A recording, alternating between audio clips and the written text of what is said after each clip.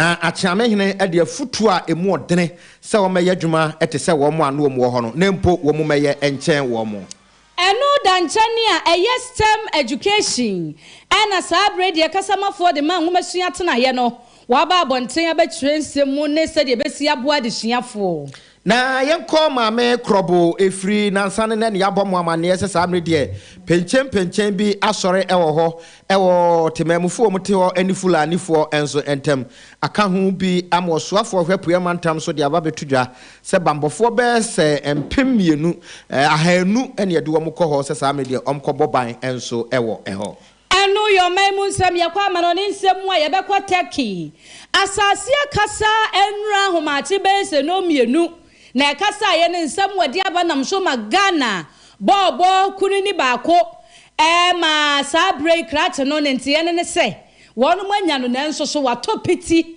okoko ma entu wa ya sabia no ye nyina de mpaibo tache na bone a asase kasa ye no wadi ne mu ama ne bono empanimfo adwene ho mo ntie ase enti World Health Organization kire se wo munyi nipa ni frasase na se nwieye ohwa beye se nipa no empimunum 5,000 ana eti na nanom nsiedo beye se empim dunum 15,000 ana epra no mugusu ayi nipa no nti wo mu wia ana wo behu nipa no do afrim ne wone a wo ho aka wa kire nsemu e de atodwa Yavian Chira Magasi spiritual and Heba clinic was a few chemu ya bona baso ewan in Nupem. Ti a few to ho yeden so what touchma, Brana Kache ewa Mercru. Now Chiriam Pocamia Kubo fan soon kunim die and sobeyodia. Sa na priority insurance brai. Na benino any kasibum ewa insurance sem enso emu na etwa pentia. Yese ye frame manti no afre priority. Na waba no abeboa ayu afru ham. Lufa tablet suspension ewa drama so e pam atridi emo asanine na busua enso enya hoto yenkope enkupapa enfri skin city laboratorium yemfansa na ni na nso ben face mask ene ne ma hodo nyina no enso enfri eho eman na fofo no grozi spiritual center ewo pechi number 2 wosi dua den ye de ho twere no de okire mpo ene se obi edo ka na so obi sisi wo fo ni ekire na kache twere mpokwa amyankobo ne nananom befa no so ama wo ho enso etimi ato nyumakue ene afoforo bi ene waso yasna anwumne yanya kwanya trase ne yekenka no sia brem KASIEBO ede etu apo midin di BRETUO ba kwasi TWUMASI Mandela miniminu aba the finance minister AFIA BRODUA AKYEA Midibu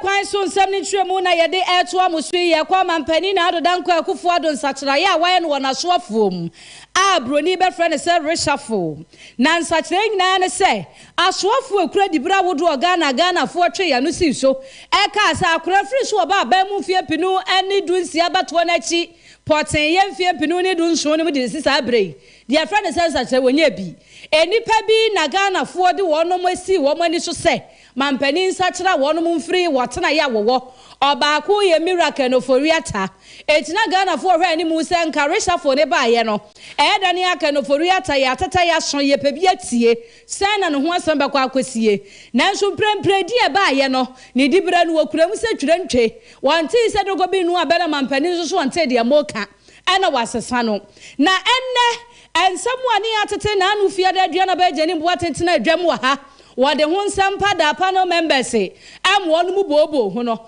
afei na speaker of parliament so ade ne stamp atim so na what the answer kire hu bi atom na shebedafue e hono ma no pai na wabra no wobobo chese mampani gina AFIA pema hankura diokunu mienu constitution mamrekuni ne so en waye sansa kira yei na miraketi ya modo ya danse ya sokwam na shebedwani se wono ne yafra no se wonkwohwe atena ya na me boyfriend mirakwadwo alanche maten hweso eye trade industry no so se obetumi ayo no ani yie ne adwade hu ntoto ye bekọ yie eno da nchen a abetifi mrashebedwani Brian Champo mrebi wakwa kan nsem bi fa yenuanom a wonom wa tifi mantam ho ho anam so ema wodi ne dibra to ho resign ye no ene ya boni dia fra no se food and agriculture miracle to free atena ye no wono so nkwa no nkwa hwe so na no da nchen a Karagam na shebedani Ahmed Amin Adam sabre na wadi dwumason edeboa energy ministry says so for penny abedi akire no ene wono na ekohwe state fie honom no atenaya ehwe sikasam ne ntotoye so wono ene ekwa akwese Charles Adubu ahia na anu ada ono no ho ba asem ayeyi ni ho no nanan saa so na Steven Asamoah Boateng Chief Tansi and Religious Affairs wono na ekohwe ho Herbert Krapa ne mpanimfo awudo bi abamba bia kasa yenko na yenko tie bi. This is to inform you of certain changes that are intended to make to the government with the approval of Parliament. Following the resignation on 3rd January 2023 of Mr. Alan Chiramanten as Minister for Trade and Industry, of Dr. Usu AFIA Akoto on 10th January 2023 as Minister for Food and Agriculture, and of Honorable Ebenezer Kojoku, Member of Parliament for Ahanta West, on 3rd February 2023 as Minister for Chieftaincy and Religious Affairs.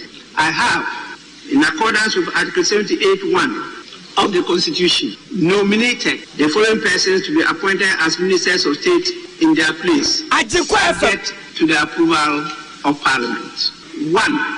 Honorable Obina Tahir Hamo, Member of Parliament for Adanse Asokwa, Minister for Trade and Industry. 2. Honorable Brian Achampo, Member of Parliament for Abetifi, Minister for Food and Agriculture. 3. Mr. Steven Asamoah Boateng, Minister for Chieftaincy and Religious Affairs.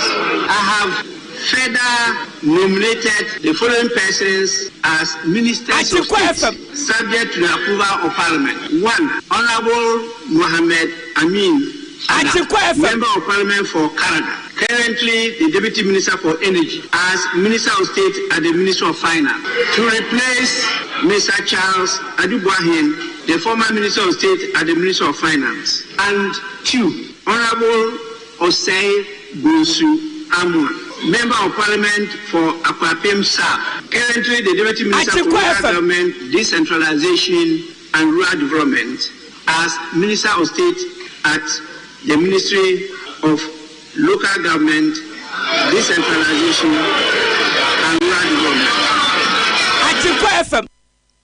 Arafo ene eye Speaker of Parliament ne inke ne stampo eltim so se bam aye confirmed se aswafo bi wo ho aye wo mu nsakyeraye edi no na obobo ye wemponye ni nyina ebi wo honom a ne dibro okura dada no na wafiri ho ne ye de na behye ba bi foforo eno nso wo ho ebra kwa ni mu ne nkakra akra mu no se de atie bia ne ye de ho nsempa ebeda mo ye da so agyam na hye bedwafie ewo urban case for somani ba be nsem no mu na woto aso eno adi tudwa se ne ye nyina yatie se emre kakra ni ena domkuma no ensakyeraye eba empanimfo a wodi animu enso ewo ho ema ebika Yerua Helena Idrusu Muntaka Mubalak ene Yerua James Kruche Avezi na enedei ena sana aye achame hene ebae na afi womu a womu abesi womu anan no ode womu enso edin tudwa na womu gi womu etumu na nakasa mu odikan na wode to womu a womu bedi dwumadie no ahye adadafo no anemu se adwuma a womu beye no adwuma eso pa na enkunwa a womu betena so ye enkunwa a eto osi papa enso eye na mum osiro twere ampokwa Nyankopon se womu dwumadi a wobedie no onka womu ho na ne a womu ehwehwe no entimi mrem na timi aboa amasa amne de minority no womu anu womu ho no dwuma pa anu womu ye no nipa bi ankoka so womu anu womu ho se womu ye nsakraye enso ewomu abra wo kasa ede afa ho ewo nsem mu no sei na Yerua abamba benya chame hene okae. The new leaders are Minority Leader Honorable Dr. Kasiel Atoforsen, Deputy Minority Leader Honorable Kofi Ama-Boa, Minority Whip Honorable Kwame Abuja, First Deputy Whip Honorable Ahmed Ibrahim, and Second Deputy Whip Honorable Comfort Doyo Dansa. The new leaders have all been in this house for a while and are very conversant with the culture and law of Parliament. I have confidence in their ability to meet the high expectations of our stakeholders. On behalf of the House and on my part, I warmly welcome them to the hot seat of the leadership of my Parliament and I want to emphasize hot seats of the leadership of Parliament. Congratulations, and I wish you well.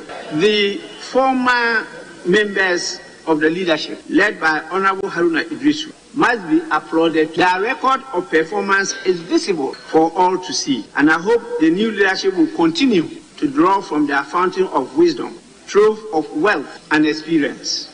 AGYENKWA FM 101.9. Wadi to Jasani, I wadi Kakano, Sam, Penufan, Womohono, Yamuyan, pra, Emma Womo, San say, Womodi Jumasnopa, Nanumu, and what the two Afufra Ebe say, dear, Womo, the Lord is their shepherd, Womo Momodin, so bit me, Ababo Jumasani, and not air chrono. Yin him say, and chair in a NDC Manukono, and Nam Womgrim Treniso, Johnson, as you doing Katiaso, and Sasaye, Efa, Dom Kumano, Rasabed, the Fiem, Penufan, Womudi, and Yamanukon anymore. No honsem and a nadia at Yamehene as a neo Kwabo register, Wabuomo so ediano. Nani a tosumi no say in Alambabe or Casa Edefa at home. I know what it entails as a veteran of this journey and experience to lead a populous minority. All I can say to the former leaders is the Lord is your shepherd, you shall not want. When one door closes, many doors open, and I tell you for sure that many of the open doors are better and higher than the closed door. Look at the open doors and not the closed one. With this, I welcome all of you once more, and I wish you all a very happy and prosperous new year. AGYENKWA FM. And then Nashabed fear Dom Kumano Sakrayan and Sasaya, Womuye, no Wakeka hon somewhere. Womon bedi yas, I'm the dear Yasha Womotuakunya. Now, what Chrom say a door of dime be a mutuano, Nafofrobi and so AB. Unim the Emede was looking for open doors. Nacha said, the brewe do we and the yaje. And yes, I'm just a tankers in Umbedino or Manukuma and the woman. Omo for the mua to one yaje, a moment compared to the Quabion as somebody be. And obviously be money here, dear Namoji. Arafoya bo rang Masiamonia Kauso Gusuti and Reno KASIEBO AGYENKWA 101.9 Kasafidie show. YouTube ni AGYENKWA FM Kumase 101.9 na fei. Eye Facebook na meka YouTube ni AGYENKWA FM live. Bo mwade na kwahwe ho. Na be fa Facebook no messages ne fa ho. Na fabra mienkenka wo de ba semenya katerese kasatwe kasaburo na wayi every mo e de amaye. Afei ye kwa ngomasuam. Yesi bibi the stem. Sa stem weni nye dua hini. Na mwoma ye ngomasuam stem. Eye science ne maths no ne technology no mo. Ano ye adesua dia emprempre so afọ wo hwe ngomasuam sam so. Na ni ku hu pa wa na adwen se wo be ye hu adwuma ma adesuafo ko ado stem na ye nsoso yetimi anam sa kwan no so anyansa no dwumafo e wo oman Ghana mu anu nti won mu kire mu a wo mo di adesua bia ahyehye so a ebeboa ama sa science technology engineering and mathematics yi yetumi asua ne yie na bia hodo a won mu nya ye no wo mo se mfie mpinu ne aduonum yensa adesuafo ni posti ahodo a ekroi ena won mu hwe se beboa nam so ma mofra no so wonwa school no ameye tosom amfa ama wo man nemom na wo aba benam sa kwan no so anya wonsa no adwuma wode nsampi na atudwa yenko na yentie nwumasua tena ye no kasamafo owura yaw opokumensa. We can't continue to do the same thing and expect a different result. So that is why the sector minister, Honorable Dr. Yao Osei-Duchum, his famous quote, he said that we cannot memorize ourselves out of poverty. And we can only achieve that when we have an education that develops the inner built potential of the Ghanaian child. We are so competent that even a dropout, those that you sat in class with who never had the opportunity to further up at the senior high school level, the mother will say, your head is not good. You know nothing in this world. So I'll take you to go and learn a trade. So the person will take him to the fitting shop. Master Yao, please, this is your son. Train him how to. The book is not helping him. But that's very child who dropped out that you're describing, or within the space that his head is not good. He's the same person that we take our car to child to fix for us. Immediately you start the car, you just listen to whatever he hears and tells you this is the problem of the car. You know all the books, but you can't identify that. So that is why it's important that we give the opportunity to the young man in there, irrespective of your background. We need to get that potential and develop it for societal good. AGYENKWA FM. Alafo oraya opoku mensa enwumesia atena ye no ono na eye kasa mafo na ni nyina ejina STEM science, technology, engineering and mathematics emofra no he say ya omo hweso benya placement no ebi so aye ormo adresse STEM school and one boko say kra de ono mo bia school bia ni nyina STEM adusua nko a ene yete se wo mu kiremu Yanko epue mantemu efri nura ne aba mu amane se na wotwi mu ensem ahodo a efri maame krobo ai wo kwawu Afram Prince eba no nyade bia edekora ne nyina ne se kwabrane a wo yekuani awu aka ho bi amadehia mo ho wo mu ekiremu a na wuo no enam fulani fo so enti wo mu entiase na abra mu ne de wo mu eboy ni no fulani fo na akogu wuram ti ema ne mema nyina sa abra wo mtimi nkofuom eno akofaduane aba sanso ogidiye se fulani fo mkuta langa ti ukwa nyade bi omdo ho beche okra so twere ampokwa amnyankopo amwa na akoto wo mu dia ni nyina efa brante efran tomfo ahoku a wato anananom ewonse do na basabase mu no ena samre de apue mantam so afo akọ na wane nananom atrankonwa ene adehye wo ho akọ kasa afansemu yentie irasat kwa me champon a oya apue mantam so afo ni nsem no enso ebi Rehuso mu ne se tempi no ba ko dimu a na koda na nkudo na abansi ban akarisika AGYENKWA FM eye ban kese ama omanfo a ewo ayemwa ewo eye mansini ewo yekuba ko wo mansini me friend wawas ene se ehun semsem no nti ase no ibusu a yesi hu abani yasan AKYEA mu a pese yedi bibia eto agi mansini ebo no ho modern eto nsafre ayemwa fo na se wo tintin edin wo pese hu bia wa ayemwa wo mansini ema eto drama the kinya hu anamon fefefe sanse abeye suban bia akoye se okunwa wonko intina epese yegire ye ho na dia bayi tunuhu ekuno sibda sana onuhu sase ni baye no abayama na nan ntia wa hase no de asrafo abambofo dodo no aba sebeya edenya asudwe ewo mansini no no ni aban abatan sinima yemu no sumu a na no hu ewo so na no hu ekoko AGYENKWA FM tin no mu bikaso no bafi ntina yede hye dodo gu akwan wo gidie se bia anya boto yemu se bambofo abewo ha ahwe aye nya esefata se wonsa eka wonso ni wonsa so bambo wonsa beka Eni eye pue mantam so afo irasat kwame champon ewo bambofo be sahenu asamre domo eko maame krobo na abra oso afo yi kasa wie pe ena odikura wo maame krobo enoktai eye soda wono so eba bonten na wode to minister yanimu ewo niema hodo a ekoso wo ho asamre de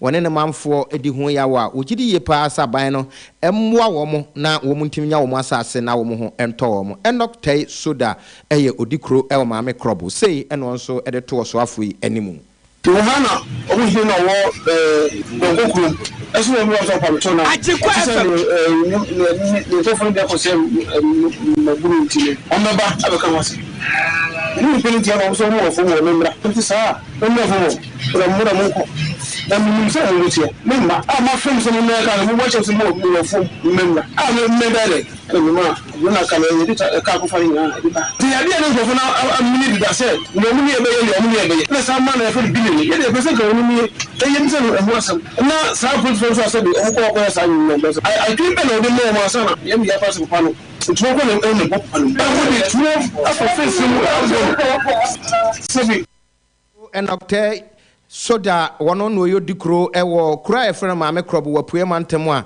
samre di adehye ho ni fulani fo ede aboni adehye ma yenyina so e na yɛntwa ahwen ho nye aboafo nkrato ba yɛbɛkɔ ama no ne na Turkey mem arawosam a asie yakofa ho nsɛm bi de abesomo He wants. What's the wedding is it? Oh, you butu ankasa. Messi, Lufat na wajima where you? Hey, malaria drew Lufat. To my wedding where your hospital. Sister, where I imagine there. Few hours to my wedding. Na Messi semu huma yeshepe. Linketa was mikuni. My husband is sick. Hey, Jemo Tonodo. Na bazi no yen. What's the water test positive for malaria? No, na been to one for ambulance na one. Ambulance. It's not a bicycle. Hey, no, nyasi from Kakabo. No, kick. Many wedding gonna me make up Nina. Sometimes. That's right. Nearest pharmacy. So one meji Lufat. Entrance pharmaceuticals for one malaria druna. Inyo. No ye na wanter. Mukuno china nenadi. A brantepa. No kuniso. No pona waka that you may kiss the bride. If you want to show day. No, donna. Man, you don't know. Indeed, I will malaria and come to them. Lufat. Malaria drop test for malaria before treatment. FDA ahwehwesa edwede nkrato yi ajatum se eye. Anokwa maji Hamedi. Me pa chinyigifo na namaji Hamedi sa no. Dr. Amagashi na me kamfo de amount. Yade eya etunya de ote Hamaka sa no de Hamaka ye adwuma. Enu ne betu yade na se. Me nue nkwachinchin mrawate na bomochichi afiri nso ase beka cho se odenchama wu a yanyi na tinye maso hwe hunaji atum se Dr. Amagashi wote Hamaka sa. Eye stroke nyedwe yade na fo miensa pe ode betu ase. Asma enu so si menum no otu ase. Eyam kro ulcer wode na fo miensa Chinyenti ne kuma bonso nkronso ye hwia doctor say ne no ntontia waje Hamedi or the trokunkum bible mu nsem kronkronkron ene betu spiritual marriage na se honhom mu nsem a etena wo so obi ne wo beda yato waduro ade bi ye fa honhom mu no kwahwehwe doctor Magashi akira kwan no besa dia maun sanom na anu ya mani krotweri se me hwene santamu medie bi ho adanse drugs ene nipa na to mu ntentan oja ya enyai fa wani kira doctor Magashi ho na kwakwape yaresa efama no gold ho Sam good whom atacha ya na sopa emfa nkwachinchin baby am yemfa so kwana no wachinchina fa wo hawning na kwada Dr. Magashi he ne ba na mema yebom krokro sadi agrade edwedwai eno so fa kwai na obehwe no asan yade kidney yade eno so Dr. Betu ase amagani Magashi a ene ehu amagahoho fa wani kire macro kani police house on hwe ni mu pe ya ye adwuma di frijuwa da edi kwesi memeneda ya hye ase anopa no nwotwe a yepo anwumre no nsia frayen was 0547 044307 and 0544580936 Dr. Amagasiana wama me ho adwiri adofo ye honso de adwiye papa ye mama kwaba Edemoba AGYENKWA enumre no nsia KASIEBO so na ye ka wo so ba kwaso ade wadwenche na fa 0204 905655 so ana Facebook ni AGYENKWA FM Kumase 101.9 na YouTube ni AGYENKWA FM live eho wo be hweyen na ye bo panyinam ede wakoteki manimu arafuo de asiteki eye nyina ye ni musam eye yasumsam na ewiase afibia ni munsam ade akyen na yante asem foforo ayechi na anu ada eye enra beye anadwumu honum beye senomienu ene beto odwase wudu Turkey ani Syria hye so a awrehusam asiampa enra wo awunya mfonyini bi hwe ye fitinra na ade besi na hunsa awrehusam asi edan na asase mene ni se ya abrosan bi wo ho a na to asodu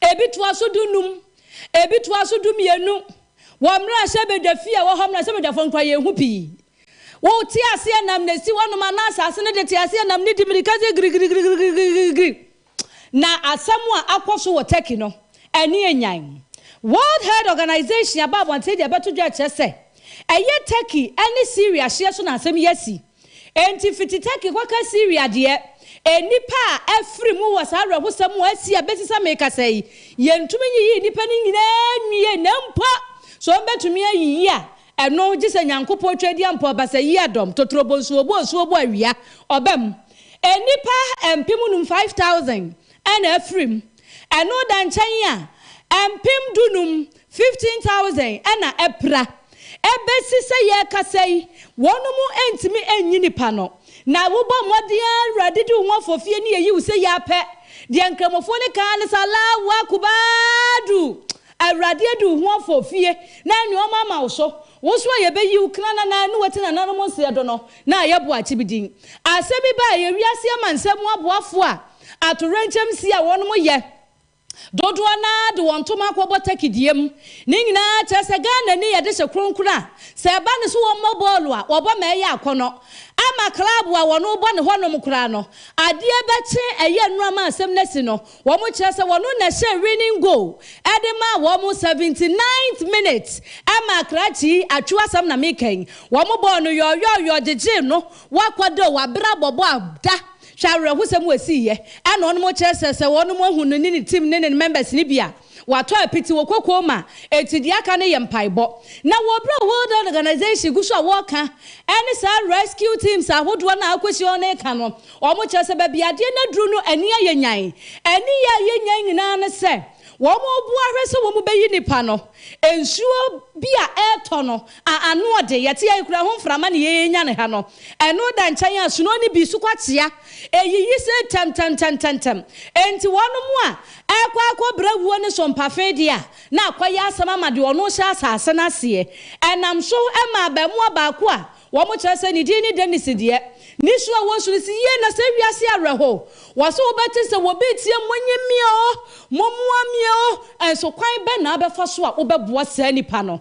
AKWAYA sefem samnia rahosem, and I'm so my take manage to say. And near my say, see, now where the agency mo, a dime ba pimunaya handsome. 4,700 buildings, and I say, na omuguso ya hye se adom be ya adoma ma wo mo keka mu ne yatumi agibia ene mpotama na abedin abate so omanfo kamu saa na nso so akonya ben etu omanfo na so de tumi na hye omo nsem ene omu yiyi niema hwinkuta wo mo obetumi ana wo funtum asase no wo dege enso omu ntimi nyi obia ene so kwakye nso tokasie nti so a ye be wusa won sa no na efrizi nti na wo se wujai ayesu amomo sese awrade amamu ade asie no we die anu osodo dodofo ye gina rahusem we so na ye de anwumre no nsia KASIEBO ye de be sommo oman mu ne amanone no ye de ni nyina asia na adwatonde ewom na ye de eto aso na nafofo no Glory Spiritual and Herbal Center situtumri kabra Pachi number 1 oboase kwantempo no so eho na abehu na adwuma pa wo bode bo manfo na wode no ye adwuma sai ya na ase akwantuo mu dadwono how bia no 0550 154438 Skin City Laboratorium City to Mekabra. Now we ready and brabe and come menya fe. And unti ye nu papa ye wono ye ye nan so obe Kumase. Affordable house ye ni mu hwa. E was okwarman po 0248936297. Look for tablet in the suspension. E ye to Binko Pharmaceuticals in Sanu adwuma. E ye eduro nwanwaso a eno na eboa ye malaria bebrebe ne hete ni ahohye eno ne ye di kunu okoke okani mrom ka so hwe ni mu ne kotu ndodo 0541 268721. Now me come for Priority Insurance Company Limited amount. Or see we are always on your side. Third party insurance, comprehensive insurance, commercial property insurance. We any nebi. Any pedriano bo buying the BBC. One kwakaja woku and for wuti. No akwaju claims. Fred 0244 562334. Dr. Samuel Magashi. Osi amagania magashi ya ni huwa magahoho. Tumirika ene kwa makro kani police aso nshemo. Okwa ose wope Dr. Magashi ni senti ne se. Wonteshe wa ba ushoka ba. Heni ya umeme muyemde gugura gaga. Huro so sa. Sunsu mudie ningi na wabeshe. Freyan 0544 580936. Afi mwa dream training. Crispo ewo fufuo ena do dia benisi do twere ampokwa nyankopɔ ase. Sai sam radio Christian Achu yatene nka yegidi yese nyankopɔn ebesa na yare. Na teacher constitution ena wo wiamwase no se hwede mpompo e kire motoamu. Na atofo sen ono obeden sanse we yetim before ene yedo mo enso aba no nwumre se wa donko nchia enkoma no sa ena adadua ewo anwa futu ene wo se osoafo a wo hwe enwomasuansem so wo bone nsem ama no ewo stem ya wakofa ba ogidi yese beboa mabunu amom so enya adwuma aye ye free Facebook no so de ho so de ato wa patriotic voices de free go so o so nchia kase nkoma me boyfriend monyamfo alankwajo tramaten o so reshafo ayaya nyike no for have time free we reshafo na na do kwale sa bra biom no anye hwi ho teacher kwajo de free tapa nyina susu o so nchia kase nkoma Eric na my prepare Nadmo director general na aswafo ayayi wo muni na so mbebo adwuma Yakubu Yon o se anwumre wo chia yen se John Bososo o se rahosam ye animgu asesem pa de magana se empremprei entotoye ne nchese ebu ho a democracy bebrebe ye ntumi nya de wo se ye mo ye de intelligence unit no mo hwe na mo nya de wo sa mo ye ene sa human rights lawyers no kwajo asempa furniture works de free kumasi adum oso wo chia ye adwuma na otie agyenkwa yada mo nyina mo ase ma mo nyina mo niti ade na ye so ma sports wono mo atoa so yemfa na ase ma obofo Mike anwumre wono ene samufo a wosan sem ni musa boy ye tiri dom wa bra Abraham yere Sarah ono nso so e de messages